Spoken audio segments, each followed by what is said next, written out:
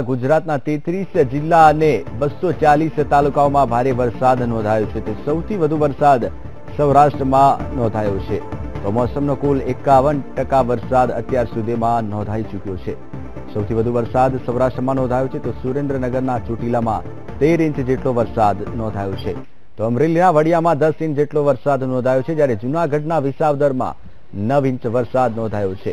છેલ્લા 24 કલાકમાં ગુજરાતના 33 જિલ્લા અને 240 તાલુકાઓમાં વરસાદ નોંધાયો છે।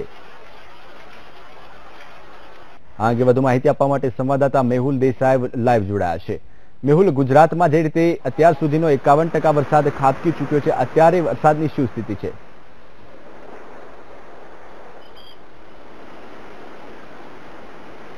ચોક્કસથી જયેશ, ખાસ કરીને વાત કરવામાં આવે તો ગુજરાતમાં જે મેઘમહેર છે તે યથાવત રહી છે। ખાસ કરીને વાત કરવામાં આવે તો ગુજરાતમાં સાર્વત્રિક વરસાદ જોવા મળી રહ્યો છે। છેલ્લા 24 કલાકની જે આંકડાની વાત કરવામાં આવે કે જે રીતે 24 કલાકમાં 33 જિલ્લાઓમાં જે વરસાદ નોંધાયો છે અને 240 જેટલા તાલુકાઓ છે તેમાં વરસાદ થયો છે।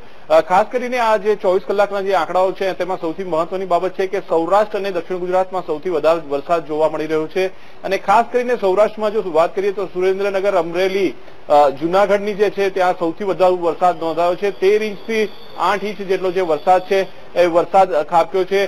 નાની મોટી જે નદીઓ છે નદીઓમાં પણ નવા નીર આવ્યા છે અને ચોક્કસથી જે જળાશયોની સ્થિતિ છે છેલ્લા 15 દિવસથી જે રીતે વરસાદ સૌરાષ્ટ્રમાં જોવા મળી રહ્યો છે તેમાં ચોક્કસથી નવા નીર ડેમોમાં પણ જોવા મળી રહ્યા છે। કેટલાક એવા નાના ડેમો છે જે ઓવરફ્લો ફરી એકવાર થયા છે। ખાસ કરીને વાત કરવામાં આવે તો હવામાન વિભાગે આગામી 5 દિવસની આગાહી પણ જાહેર કરી છે જેની અંદર મધ્ય ગુજરાત, સૌરાષ્ટ્ર અને દક્ષિણ ગુજરાતમાં ભારે વરસાદની આગાહી કરવામાં આવી છે અને ઉત્તર ગુજરાત અને કચ્છમાં પણ કેટલાક વિસ્તારોમાં ભારે વરસાદ ખાબકી શકે છે। તો ખાસ કરીને વાત કરવામાં આવે તો રાજ્યનો અત્યાર સુધીનો 51% જેટલો જે વરસાદ ખાબકી ચૂક્યો છે અને આગામી 5 દિવસમાં ભારે વરસાદની આગાહી પણ કરવામાં આવી છે।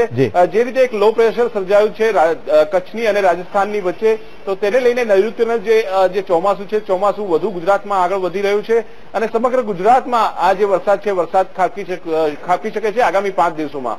જયેશ, મેહુલ, જે રીતે આગામી 5 દિવસમાં ભારે વરસાદની આગાહી કરવામાં આવી છે તો તંત્ર દ્વારા કેવા પ્રકારની તૈયારીઓ કરવામાં આવી છે?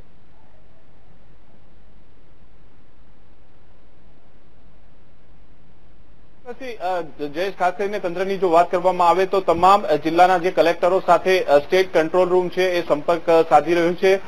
જે રીતે સૌરાષ્ટ્રમાં જે છેલ્લા 24 કલાકમાં જે વરસાદની સ્થિતિ સર્જાઈ છે તેને લઈને સુરેન્દ્રનગર જિલ્લામાં પણ એક રેસ્ક્યુ ઓપરેશન હાથ ધરાયું હોવાની હમણાં માહિતી મળી રહી છે।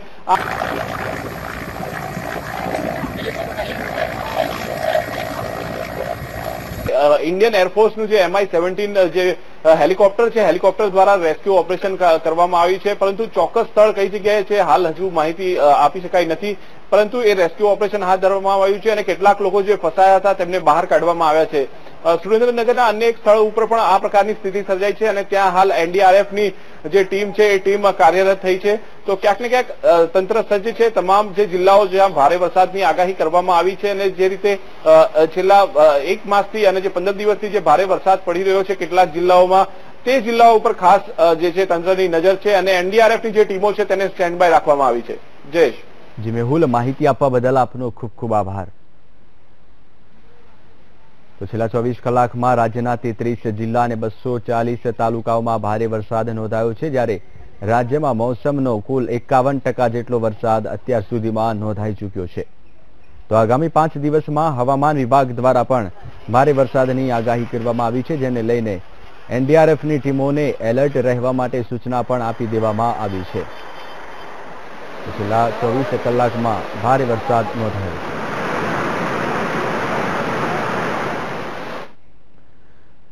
તો રાજ્યમાં અનેક જગ્યાએ ધોધમાર વરસાદ વરસી રહ્યો છે ત્યારે હવામાન વિભાગે હજુ પણ ધોધમાર વરસાદની આગાહી કરી છે। આગામી 5 દિવસમાં રાજ્યમાં ભારે વરસાદની આગાહી કરવામાં આવી છે। 21 થી 25 જુલાઈ સુધીમાં રાજ્યમાં સાંબેલાધાર વરસાદની આગાહી કરવામાં આવી છે।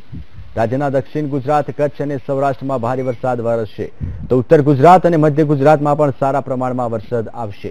ભારે વરસાદ વરસવાનો હોવાથી માછીમારોને દરિયો ન ખેડવા માટે પણ સૂચના આપી દેવામાં આવી છે।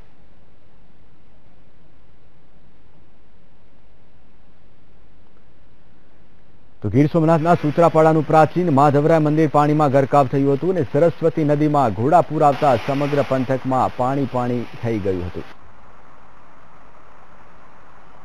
તો અનેક વિસ્તારોમાં પાણી ભરાયાની ઘટના સામે આવી છે. ત્યારે સૂત્રાપાડાનું પ્રાચીન માધવરાય મંદિર પાણીમાં ગરકાવ થયું હતું. સરસ્વતી નદીમાં ઘોડાપૂર આવતા સમગ્ર વિસ્તારમાં પાણી જોવા મળી રહ્યું છે. તો રાજ્યમાં અત્યારે મોસમનો કુલ 51% વરસાદ નોંધાઈ ચૂક્યો છે, જ્યારે સૌથી વધુ સૌરાષ્ટ્રમાં વરસાદ નોંધાયો છે. ત્યારે હવામાન વિભાગે આગામી 5 દિવસમાં ભારે વરસાદની આગાહી કરી છે.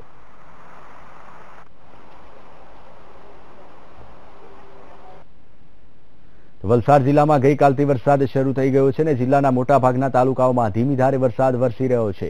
છેલ્લા 24 કલાકમાં વલસાડ જિલ્લામાં વરસેલા વરસાદ પર નજર કરીએ તો વલસાડમાં 1 ઇંચ, પારડીમાં 1.60 ઇંચ, ધરમપુર અને વાપીમાં 2 ઇંચ, કપરાડા અને ઉમરગામમાં 3 ઇંચ જેટલો વરસાદ નોંધાયો છે. જિલ્લાના ઉપરવાસમાં ભારે વરસાદને કારણે મધુમન ડેમમાં 24,473 ક્યુસેક પાણીની આવક થઈ રહી છે, જેના કારણે ડેમની જળ સપાટી 71.85 મીટરે પહોંચી છે.